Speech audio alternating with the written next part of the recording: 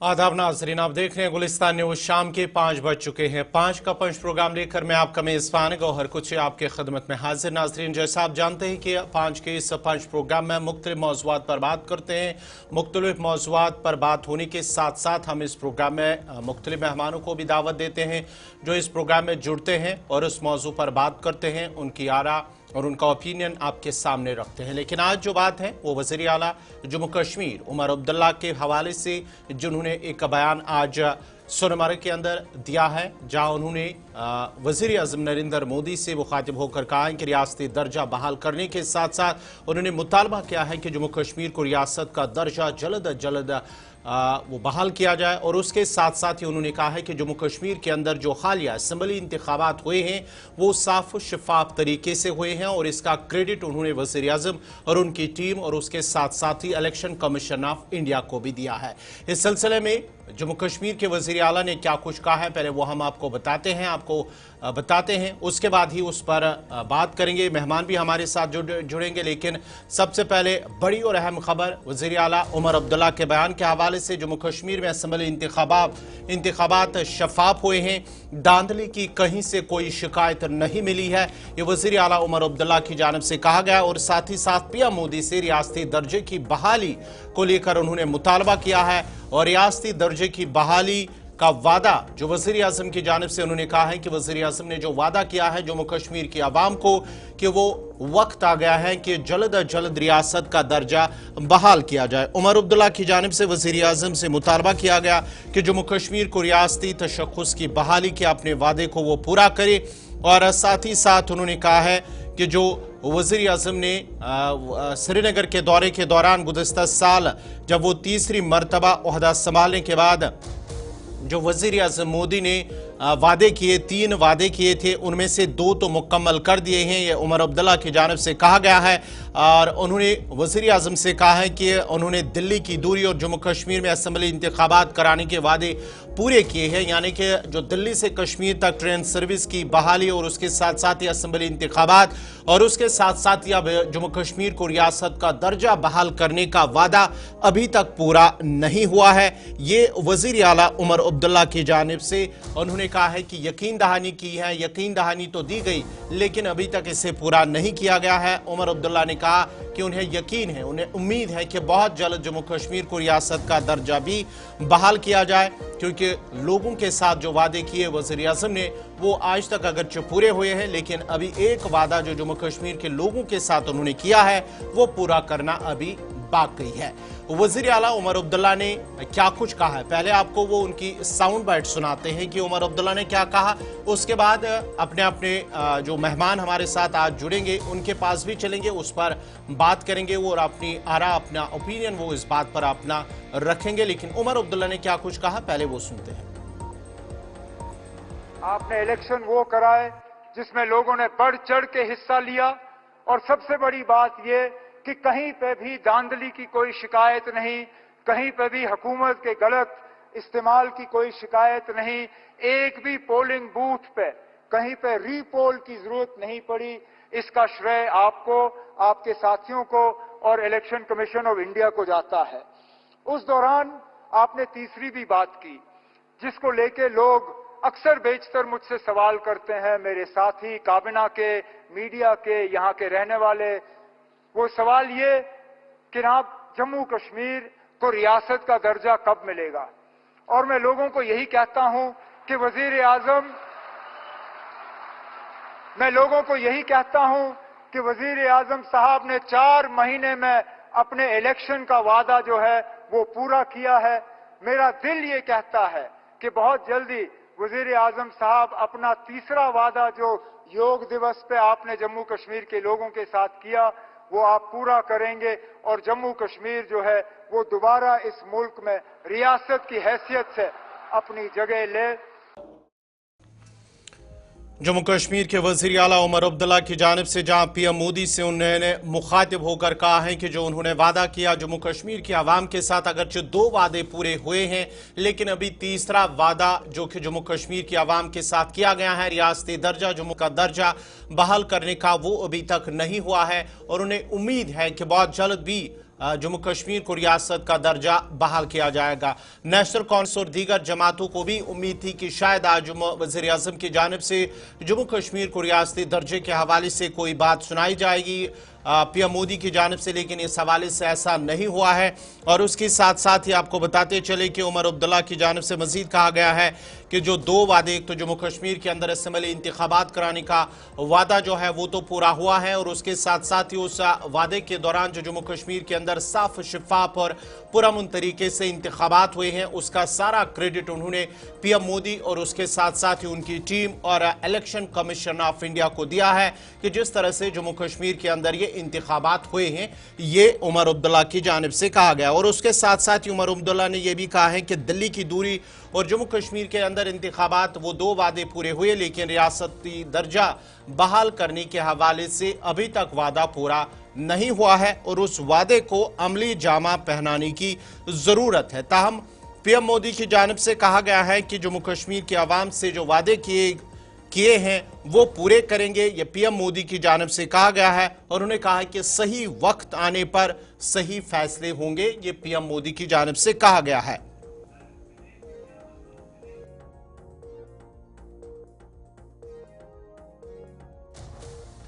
चलिए, इस खबर पर हमारे साथ फिलहाल जो जुड़ चुके हैं जो सियासी पॉलिटिकल एक्सपर्ट हैं, सियासी मुबस्सिरीन, उनका क्या कुछ इस हवाले से मानना है, क्या कुछ उनको लगता है, पहले उनके पास चलते हैं, उस पर साथ बात करेंगे और उसके साथ साथ ही दीगर मेहमानों के पास भी चलेंगे, वो भी हमारे साथ जुड़ेंगे। National conference, Bharatiya Janata party और कांग्रेस के तर्जमान भी हमारे साथ जुड़ेंगे। लेकिन हमारे साथ इस वक्त जुड़ चुके हैं दिनेश मल्होत्रा जी। बहुत बहुत शुक्रिया इस प्रोग्राम में जुड़ने के लिए। दिनेश जी, आज उमर अब्दुल्ला की जानिब से एक बड़ा और अहम दिन है जहां पर जरमूद टनल का इफ्तिताह हुआ, लेकिन बात हम करेंगे जम्मू कश्मीर के वजीर आला उमर अब्दुल्ला की जानिब से जो बयान है। दो अहम बयान दिए उन्होंने कि जम्मू कश्मीर के अंदर जो असेंबली इंतखाबात हुए हैं वो साफ शफाफ तरीके से हुए हैं, उसमें कोई धांधली, कहीं पर भी रिपोलिंग की कोई बात नहीं की गई है और पूरा जो मामला है वो साफ शफाफ तरीके से हुआ है।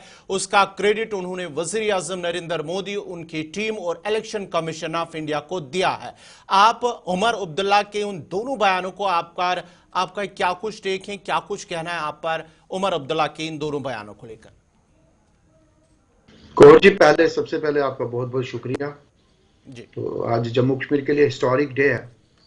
ये मुझे लगता है, जो मेरा अपना ओपिनियन है, इनागुरेशन तो ज़ेडमोर टनल की हुई है, लेकिन इस इनागुरेशन में एक फाउंडेशन स्टोन ले हो गया है नेशनल कॉन्फ्रेंस और बीजेपी के रिलेशन का।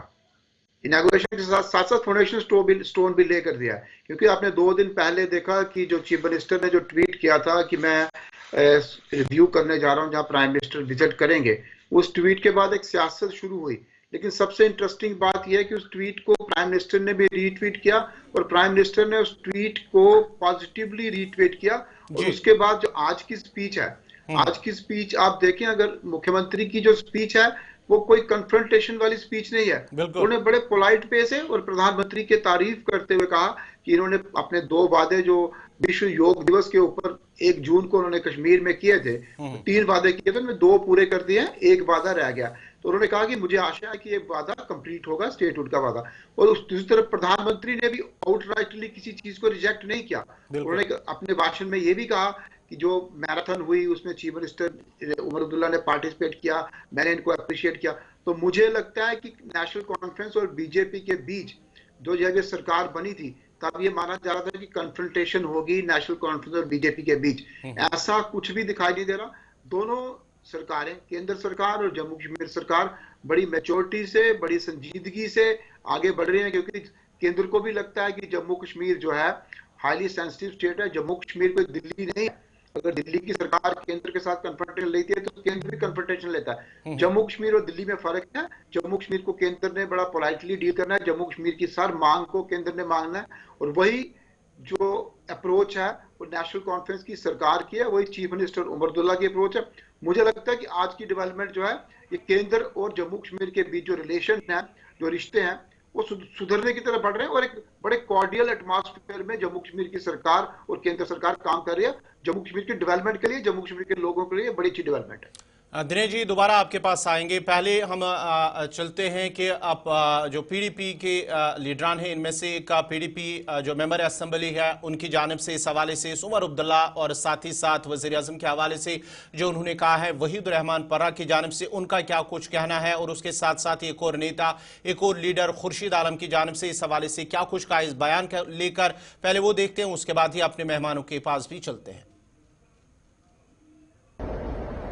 उमर अब्दुल्ला का जो आज का स्टेटमेंट था वो एक साइकोफैंट की तरह न सिर्फ मोदी जी की तारीफें कर रहे थे स्टेज पे, बल्कि 370 के बारे में उन्होंने बिल्कुल खामोशी की और उसके साथ साथ स्टेटहुड का नैरेटिव चलाया, डेवलपमेंट की बात करने की कोशिश की, और पूरा जो बीजेपी का एक नैरेटिव है उसको लेकर आज के प्रोग्राम में हमें लगा कि ये बीजेपी का कोई तर्जुमान बात कर रहा है, कोई प्रचारक बात कर रहा है, और खासकर 370 को लेकर जो एक बहुत बड़ा मसला जम्मू कश्मीर में पिछले कई सालों से है, जिसपे नेशनल कॉन्फ्रेंस ने 50 सीटें असेंबली इलेक्शन में दी है, उस मुद्दे पर बात ही नहीं की और गोल पोस्ट चेंज करने की कोशिश की, स्टेटहुड की बात करने की कोशिश की और मौसम की बात करने की कोशिश की। कहा मौसम भी मोदी जी के साथ है, तो हमें उसमें कोई एतराज नहीं है, लेकिन सबसे पहले जो इम्पोर्टेंट बुनियादी मसला जम्मू कश्मीर में है वो आर्टिकल 370 के बारे में है, और हमें उम्मीद थी उमर साहब जम्मू कश्मीर की तर्जुमानी करेंगे, बातचीत करेंगे, लेकिन अनफॉर्चुनेटली उन्होंने 370 के बारे में, स्पेशल स्टेटस के बारे में, 35A के बारे में और खासकर पॉलिटिकल प्रिजनर्स के बारे में या पॉलिटिकल प्रोसेस के बारे में कोई भी बात नहीं की जिससे लोगों को लगे राहत मिलती या कोई उम्मीद की नजर मिलती है। हमें लगता है it's complete betrayal, it's a surrender of mandate, and it's also he is also trying to send a sense of defeat among the people of Kashmir. The way he wants to run his government, it's also, putting a lot of hopelessness among the people of Kashmir. ये जहाँ तक tunnel की इफ्तिताह की बात है, एक खुशाइन बात है जैसे जम्मू कश्मीर के डेवलपमेंट के हवाले से, लेकिन अफसोस की बात यह है कि पोडियम पे जिस तरीके से हमारे वजीर आला बोल रहे थे, ऐसा लगता था कि वो कोई बीजेपी का कोई तर्जुमान बात कर रहा है। एक चीफ मिनिस्टर जिसने एक मैनिफेस्टो पे यहाँ सबसे बड़ा मैंडेट हासिल किया है और लोगों को एक आश्वासन दिया है कि हम यह रियासत जम्मू कश्मीर से जो चीजें छीनी गई है 370-35A और जो दूसरे इकदाम इसको डिसमेंटल करने के लिए किए गए इस रियासत को, उनके बारे में उनकी बुनियाद पे उन्होंने वोट लिया है, मैंडेट लिया है। लेकिन वहां पे ऐसा महसूस हो रहा था कि जैसे भारतीय चीफ मिनिस्टर हमारा नहीं था, बल्कि बीजेपी का कोई तर्जुमान बात कर रहा था। कसीदा गोई के अलावा ऐसा महसूस हुआ, जो मेरा मानना है कि जिन बुनियाद पे वो वजीर आला बने हैं उसको, और खुद जो उनका अपना रेजोल्यूशन है असेंबली में, उन्होंने उसे तर्क कर दिया है, उसको ताकि नसिया पे डाल दिया है, उसको छोड़ दिया है। लोगों के साथ एक बड़ा खिलवाड़ है। एक छोटी सी बात, रियासत को स्टेटहुड देने की बात की गई और उस पर भी आपने देखा कि वजीर आजम के कोई तबसरा उन्होंने उस पर, कोई कमिटमेंट, कोई बात भी उन्होंने नहीं की। ये हमारे लिए बड़े अफसोस की बात है। देखा जाए तो जम्मू कश्मीर हिंदुस्तान का ताज है। साथ ही साथ प्राइम मिनिस्टर नरेंद्र मोदी जी ने कहा कि मैं जम्मू कश्मीर के अवाम के साथ शाना बशाना हूँ। इस स्टेटमेंट को आप किस नजर से देखते हैं? मैं समझता हूँ कि प्राइम मिनिस्टर ने जो बात कही है, जम्मू कश्मीर ताज है, ये पिछले 70 साल से यही बात है कि जम्मू कश्मीर रियासत का ताज है। और 2019 अगस्त में जो इस ताज के साथ हुआ, जो खिलवाड़, रियासत क्या है? रियासत यहाँ के लोग हैं। रियासत सड़कें, जंगल, कदल, ब्रिज वगैरह। पीडीपी की जानिब से इस हवाले से भी कहा गया है कि ऐसा लग रहा था वजीर आला, उन्होंने उसे तनकीद का निशाना बनाते हुए कहा है कि आज जिस तरह से वजीर आला उमर अब्दुल्ला की जानिब से बयान दिया गया है, ऐसा लग रहा था कि ये कोई भारतीय जनता पार्टी का तर्जुमान है। सीधा इस मुद्दे पर भी बात करते हैं और इसके साथ हमारे साथ दिनेश चौहान, नेशनल कॉन्फ्रेंस के तर्जुमान, जुड़ चुके हैं। आपका भी बहुत बहुत शुक्रिया जुड़ने के लिए। उसके साथ साथ ही भारतीय जनता पार्टी के तर्जुमान सरबजीत सिंह भी हमारे साथ जुड़ चुके हैं। बहुत बहुत शुक्रिया दोनों का। दिनेश चौहान, आपके पास आते हैं। जिस तरह से पीडीपी की जानिब से तनकीद की गई है वज़ीर आला उमर अब्दुल्ला के बयान की, जहां उन्होंने कहा है कि पीडीपी वहीद पर्रा की बात करेंगे या कि खुर्शीद आलम की बात करेंगे। उनका मानना है कि आज जिस तरह से उमर अब्दुल्ला की जानिब से बात की गई अपने स्पीच के दौरान, ऐसा लग रहा था कि शायद कोई भारतीय जनता पार्टी का तर्जुमान है। आपका क्या कुछ टेक है इस पर? देखिए, पहले तो मैं ये कहूंगा, इनको याद दिलाना चाहूंगा पीडीपी को कि जब हमारी असेंबली कॉन्स्टिट्यूट हुई तो फर्स्ट रेजोल्यूशन जो था वो पास किया गया। उसमें हमने रेस्टोरेशन ऑफ स्टेटहुड जो है इन इट्स ओरिजिनल फॉर्म, वो हमने रेजोल्यूशन पास किया और उसको सेंटर को अर्ज किया, क्योंकि यही एक बिगनिंग है, एक प्रोसेस जो है reclaiming the constitution rights of people, और लोगों की जो राइट्स है उनको प्रोटेक्ट तभी हम कर पाएंगे जब ये स्टेटहुड रेस्टोर होगी। रेजोल्यूशन हमने पास करके दे दिया। आज वहां पे जो ये मौका क्या था, वहां टनल की ओपनिंग का था, एक सेरेमनी थी, उसमें उन्होंने ये कहा कि जब प्राइम मिनिस्टर ने बोला कि मैं आपके साथ हर कदम पे चलने को तैयार हूं, और हम जो है वो तभी कामयाब हो गए, जम्मू कश्मीर रियासत तभी प्रॉस्पर करेगी जब हमें इन कोऑर्डिनेशन काम करने का मौका मिलेगा, पूरी फुल सपोर्ट होगी। क्योंकि ये पीडीपी जो है इस वक्त हारी हुई पार्टी है, वो डर जो है, फियर साइकोसिस की वजह से ऐसे स्टेटमेंट्स दे रही है। अब ये रेजोल्यूशन जो हमने पास किया वो सेंटर के पाले में डाल दिया है। स्टेटहुड 1 मिनट में तो रिस्टोर होगी नहीं, अगेन पार्लियामेंट में जाना है, इट टेक्स टाइम। उसके लिए आज भी उमर अब्दुल्ला साहब ने अपने तकरीर में और अपने एड्रेस में उनको रिमाइंड करवाया प्राइम मिनिस्टर साहब को कि आपने जो हमें वादा किया था आप उसके ऊपर खरे उतरे, क्योंकि स्टेटहुड जैसे ही रिस्टोर होगी तो स्टेट जो है हम अपने लॉज पास कर सकेंगे, डेवलपमेंट कर सकेंगे, हर चीज में जो है वो प्राइम मिनिस्टर और चीफ मिनिस्टर जो है और उसकी कैबिनेट जो है वो अपने हक जो है लोगों के राइट्स को प्रोटेक्ट कर पाएंगे। अब ये उसके लिए हमें एडवर्सरीज तो है नहीं, सेंट्रल गवर्नमेंट हमारी कोऑर्डिनेशन में काम करेंगे तभी हम उनसे कुछ ना कुछ ले पाएंगे। तो ये जो आज पीडीपी वालों ने कहा है ये उनकी फ्रस्ट्रेशन है, ये फ्रस्ट्रेशन में ऐसी स्टेटमेंट्स दे रहे हैं। अब ये अभी इन्होंने कहा परा साहब ने कि देखिए 2019 के बाद कश्मीर में तबाही हुई। अरे आप डेवलपमेंट देखिए, डेवलपमेंट कितनी हुई है, सेंटर ने वहां पे पैसा दिया तो तभी ये डेवलपमेंट हुई है। बिना डेवलपमेंट में आज इंटरनेशनल कश्मीर जो है अदरवाइज जिसको हम स्विट्जरलैंड कहते हैं, इसको आज उन्होंने कहां से कहां पहुंचा दिया, ट्रेन वहां पे चली गई है। अब इससे जो है हमारा इंफ्रास्ट्रक्चर जो है कितना बढ़ गया है, और इसके अलावा टूरिज्म जो है कितना बढ़ेगा, इन चीजों को भी अप्रिशिएट करने की जरूरत है।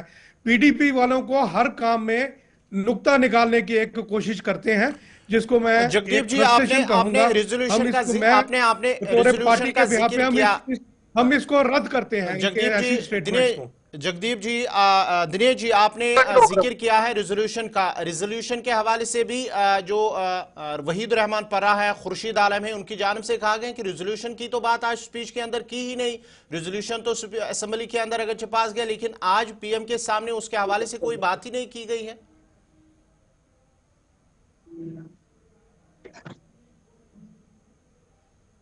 को फॉरवर्ड किया हुआ है, उनको रिमाइंड करवाया गया कि जो आपने वादा किया है आप अपने वादे के मुताबिक स्टेटहुड में रिस्टोर कीजिए, ये उन्होंने उनको रिमाइंड करवाया है।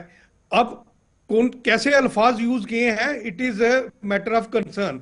अब ये हर बात में मैंने कहा ना कि ये कहते हैं हर बात में नुक्ता निकालना है, पीडीपी की और अपोजिशन पार्टीज की एक आदत सी बन गई है।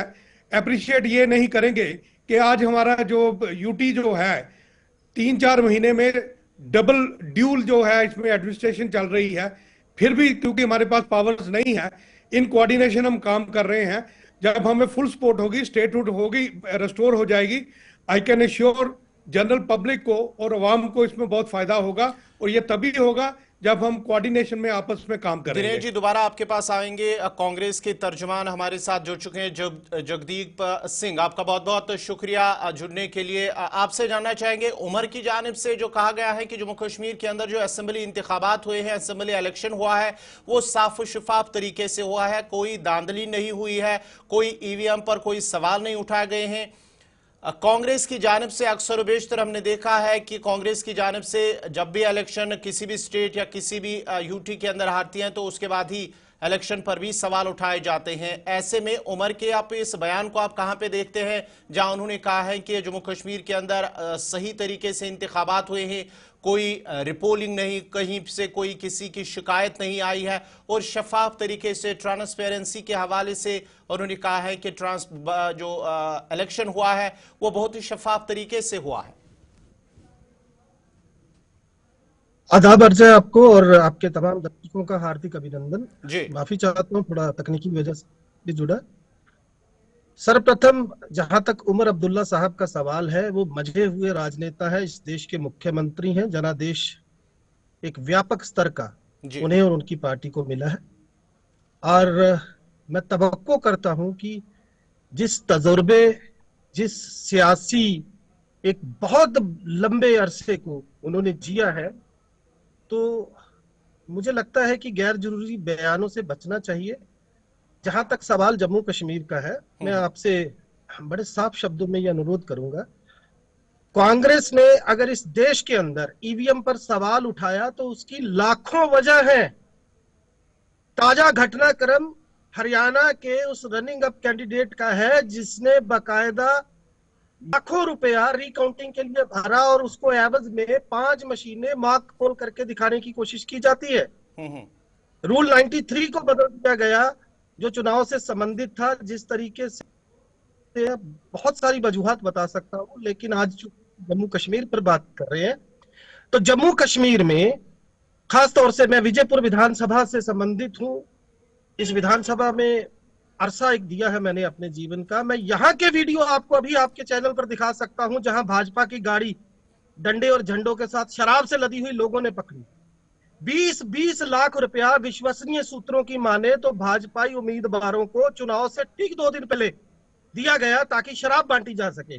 जितनी लोकल शराब की दुकानें थी वहां पर आलम यह था कि एक ही दिन में इतनी शराब बिक गई कि उन पर कंसर्न डिपार्टमेंट ने जुर्माने ठोके। एम्बुलेंसेस में भर भर कर शराब दी गई and I know that personally. तो दिक्कत यह है कि अगर कांग्रेस यहां पर एक बड़ा सवाल खड़ा करती है और खास तौर से लोकल एडमिनिस्ट्रेशन को कटघरे में खड़ा करते हुए, तो उसके बड़े बड़े गंभीर कारण है। तो मैं उम्मीद करता हूं उमर अब्दुल्ला साहब जैसी शख्सियत, उन जैसा नेता जो है, वो जब बात करेंगे तो इन चीजों का भी संज्ञान लेंगे। जी तर्जुमान भारतीय जनता पार्टी के हमारे साथ काफ़ी टाइम से जो हमारे साथ जुड़ चुके हैं सरबजीत सिंह, आपका बहुत बहुत शुक्रिया। आपसे जानना चाहेंगे, पहले तो कांग्रेस की जानिब से सवाल आज भी उठाए जा रहे हैं, नेशनल कॉन्फ्रेंस की जानिब से कहा जाना है कि जम्मू कश्मीर के अंदर साफ और शफाफ तरीके से इलेक्शन हुआ, असेंबली इलेक्शन, क्या जब वो जीत जाते हैं तब सवाल नहीं उठाते और जब अगर हारते तो शायद सवाल हैं? लेकिन कांग्रेस का आज भी मानना है कि कहीं कहीं जहां उन्होंने हरियाणा का जिक्र किया है कि वहां पर धांधलियां हुई हैं, धांधलियां होती हैं और कहीं ना कहीं जो सवाल उन्होंने उठाए हैं वो बाद में सही भी साबित हुए हैं। आपका क्या कुछ टेक है सरबजीत जी? देखिए, सबसे खुशी की बात है कि यहाँ नेशनल कॉन्फ्रेंस के प्रवक्ता अभी बोल रहे थे और बड़ा अच्छा लगा कि केंद्र सरकार और माननीय प्रधानमंत्री मोदी जी ने कितना पैसा कश्मीर में यहाँ पर लगाया है। आज कश्मीर में इतना टूरिज्म पिछले 2-3 साल से जितना शायद ही कभी आया हो, और पिछले 10 साल में जितनी डेवलपमेंट जम्मू कश्मीर में केंद्र की सरकार और माननीय प्रधानमंत्री मोदी जी का जो विशेष ध्यान जहां रहा, उसमें जो बड़े बड़े मुद्दे थे जम्मू के, कश्मीर के, हम सबको सॉल्व किया। और ये दफा 370 टूटने के बाद यहाँ पर जो माहौल है, जो खास करके पूरे देश में जो विश्वास पैदा हुआ है, खास करके माननीय प्रधानमंत्री मोदी और भारतीय जनता पार्टी केंद्र की सरकार है। और आज बड़ा अच्छा लगा कि उमर अब्दुल्ला साहब ने भी, ठीक है, एप्रोप्रिएट टाइम पे ये जो स्टेटहुड है ये दे दिया जाएगा, वही माननीय प्रधानमंत्री जी ने कहा, तो अच्छी बात है। रही बात कांग्रेस की, कांग्रेस एक डूबता जहाज है, इनको सब जगह से लोगों ने नकारा है, जम्मू कश्मीर में भी नकारा है। कितनी सीटों पे इन्होंने इलेक्शन लड़ी और मैच 6 लोग इनके जीते हैं। और बड़ी अच्छी बात है कि जो यहाँ की केंद्र, जो स्टेट की सरकार है नेशनल कॉन्फ्रेंस, वो कांग्रेस से परहेज कर रही है, ये अच्छी बात है।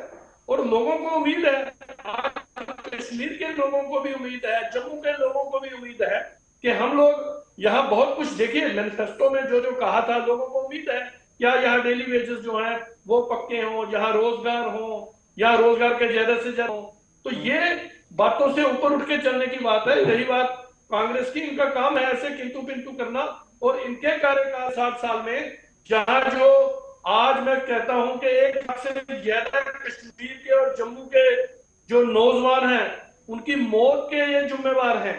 और आज अगर यहाँ हालात साजगार हो रहे हैं, आज यहाँ माहौल यहाँ पर इतना अच्छा माहौल कश्मीर में और जम्मू में पैदा हुआ है। ये पिछले 10 साल से जो भारतीय जनता पार्टी और माननीय प्रधानमंत्री मोदी जी की सोच है, उसी से ये आज साबित हुआ है। और यहाँ पर भी और वहां पर भी, और लोग वहां के भी समझते हैं। देखिए, जम्मू कश्मीर के लोगों को भी मालूम है कि कितना पैसा यहाँ पर लगा है। ये सारी चीजें जो है ये देखने वाली है। और बड़ा अच्छा लगा कि नेशनल कॉन्फ्रेंस के प्रवक्ता कह रहे हैं कि यहाँ पर बहुत डेवलपमेंट हो रही है, बहुत पैसा। और देखिए आगे आगे अगर ये पूरे भारत का ताज है तो ताज की तरह ही माननीय प्रधानमंत्री जी ने इसको आइडेंटिफाई किया है। और यही वो सोच लेकर है ताकि यहाँ शांति रहे, ये सबसे बड़ी बात है। सरबजीत, आपके पास दोबारा आएंगे। कांग्रेस के तर्जुमान जगदीप जी, आपका इनका मानना है भाजपा का कि कांग्रेस ने 60 सालों के दौरान कुछ नहीं किया और साथ ही साथ अगर डेवलपमेंट हुई है वो 370 के हटने के बाद ही हुई है, और उसके साथ साथ ही उन्होंने कांग्रेस को एक डूबता जहाज भी करार दिया है। आपका टेक? माफ कीजिएगा, वही घिसी पिटी बातें, वही चाटुकारिता, वही बेतुके और तर्कहीन तथ्य जिनका कोई मतलब नहीं है। मैं कुछ सवाल रखना चाहता हूं सीधे तौर पर आपके जरिए दर्शकों को। इससे कोई जवाब देने की मैं उम्मीद करता हूं ना। मैं इनका ये सामर्थ्य मानता हूं कि इनकी किसी बात को कोई आधिकारिक तौर पर माना जाएगा। तो मैं सीधा सवाल आपको पूछता हूं। एक मिनट जरा पहले सुन लीजिए भाई साहब, मैंने बीच में इंटरप्ट नहीं किया है। आप पहले सवाल सुन लीजिए फिर जवाब दीजिएगा। जब जहाज डूबता है तो सबसे पहले उस जहाज में छिपे हुए चूहे भागते हैं। बड़ी बार बता चुका हूं आपको। तो छोड़िए ये बार बार वही एक घिसी पिटी कहावत का हवाला देना, मुद्दे पर आइए। सबसे पहले, क्या ये आपकी सरकार थी जिसने अध्यादेश लाकर उनके फैसले को रातों रात पलटा और मैं आदरणीय महोदय गौहर साहब, मैं चाहूंगा कि इस तरीके से डिबेट नहीं होता है। अगर ये हर बात में बीच में इंटरप्ट करेंगे, जब ये बात कर रहे थे तो मैं इनको सुन रहा हूं या सुनने का मादा रखूं। तारीफ करते हैं आज उमर अब्दुल्ला साहब। I am sorry to say, I am not supposed to utter a word. He will try to hamper the debate this way. मतलब दर्शकों को आप मूर्ख समझते हैं? मैं जब आपसे सवाल पूछ रहा हूं तो सवाल तो सुन लो भाई। ऐसे ही बोले चले जाओगे, कितनी चाटुकारिता करोगे, कितना गुणगान करोगे ना हद तक। सवाल क्या है, तथ्य क्या है, तर्क क्या है, उसको सुन तो लो पहले, जवाब तो देने से रहे आप। मैंने पहला सवाल ये रखा कि क्यों रातों रात अध्यादेश लाकर 2-1 का बहुमत दिया गया। अब बीच में मत बोलिए भाई साहब। मैं एंकर महोदय, सरबजीत जी उन्हें जवाब देने दीजिए। सरबजीत जी, अरे आज तक पिछले 14 साल से आपने एक भी आज तक हिंदू जम्मू से हिंदू नहीं जिता सके। सरबजीत जी इन्हें जवाब देने दीजिए। पहले कांग्रेस के तर्जुमान उनका जवाब आप सुन लीजिए, उसके बाद आप अपनी बात रखिए। जी जगदीप जी। पहली तो बात, अगर इसको जो पानी पी पी कर कोस रहे हैं, इनकी सारी खुद की जिंदगी व्यक्तिगत तौर पर कांग्रेस में बीती है, तो थोड़ा सा लिहाज रखें। दूसरी बात, अध्यादेश लाकर रातों रात सुप्रीम कोर्ट के फैसले को पलटा गया, 2-1 का बहुमत रखा गया। जिस कंपनी ने 20 लाख मशीनें 2 डिफरेंट कंपनीज ने इलेक्शन कमीशन को दी, उसमें से 20 लाख मशीनें गायब हो गई, कोई जवाब नहीं मिला। भारत इलेक्ट्रॉनिक लिमिटेड के 7 में से 4 निदेशक जो है वो भाजपा के लोग हैं। क्यों है? क्यों वो 4 प्रोफेसर वही हैं वीवीपैट जिन्होंने इजाद किया था, उन्हीं को क्यों तकनीकी टीम में रखा गया? क्यों आपने चुनाव के अधिनियम 93 को उस वक्त बदल दिया जब आपसे महमूद प्राचा ने फुटेज मांगी? क्यों आप अपने रनर अप कैंडिडेट को इलेक्शन कमीशन जो है पैसे फीस करोड़ों रुपया लेने के बाद वही मशीनें रिकाउंटिंग के लिए नहीं दे रहा जिन पर चुनाव हुआ था? क्यों आपने एक गांव को मॉक पोल करने तक से रोक दिया? और क्यों आज आपने ऐसी परिस्थितियां पैदा कर दी कि दिल्ली में लाखों वोट काट दिए गए इलेक्शन से ठीक पहले और लाखों वोट जोड़ दिए गए, और जिन लोगों ने वोटों के कटने के लिए एप्लीकेशंस दी, 84 people had supplicated in return on the letterhead of the BJP in which they had tried to erase millions of the votes. कोई जवाब है? हालम यह है कि जो बड़े नेता थे, संजय सिंह की धर्मपत्नी का नाम तक काटने की कोशिश की गई। इनके सांसदों के पतों पर, एक सांसद के ऑफिशियल पते पर 32 मतदाताओं का एड्रेस दिया गया। क्या ये सवालों के जवाब देने का मादा रखते हैं? मुद्दे पर आए। रही बात कांग्रेस की, कांग्रेस ने इस देश पर दिया है। थोड़ा सा धर्म, थोड़ी सी इंसानियत और थोड़ी सी संवेदना रखिए। जब कोई महल खड़ा होता है, किसी मंदिर के शिखर दिखाई देते हैं चमकते हुए, तो वो नीम के पत्थर जो अंधेरे में लगे होते हैं वो उसकी बुनियाद में खड़े होते हैं। कांग्रेस ने आकार दिया इस देश को। आप अगर गिनना शुरू करेंगे तो गिनती भूल जाएंगे जनाबे हाजरीन। और आप इतनी बातें कर रहे हैं, आप मुझे ये बता दीजिए, जब ये देश आजादी की लड़ाई लड़ रहा था तो फिरंगियों की गोद में कौन बैठा था? आपके वैचारिक पुरोधा। और आज आप जिन लोगों को कोस रहे हैं, एक बार अपने इतिहास, अपने गिरेबान में झांक लीजिए और जो मैंने प्रश्न आप पर खड़े किए हैं उनका जवाब दीजिए। इधर उधर की ना बात कर, मुद्दे पे आज जो सवाल पूछे हैं उनका जवाब दे दो।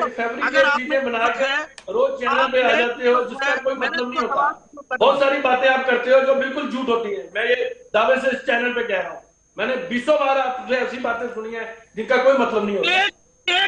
और अपने से झूठा करा आप ऐसे मुद्दे ले आपने जिनका मतलब ही कोई नहीं होता। आपने हरियाणा में मार्च नहीं करवाया? दिल्ली में सरकार, क्या कल आपने हरियाणा में मार्च नहीं करवाया? दिल्ली में सरकार भारतीय जनता पार्टी कल आपने हरियाणा में मार्च नहीं करवाया? क्यों आपने वो मशीनें नहीं, अपने से क्यों आप मशीनों पे रिकाउंटिंग नहीं करवा रहे? क्यों आपने नांदेड़ जैसे क्षेत्र में कॉन्फ्रेंस ने प्रेस की है माननीय प्रधानमंत्री मोदी जी की, भारतीय जनता पार्टी एक ही समय एक ही मशीन पर अन्य का फर्क आता है?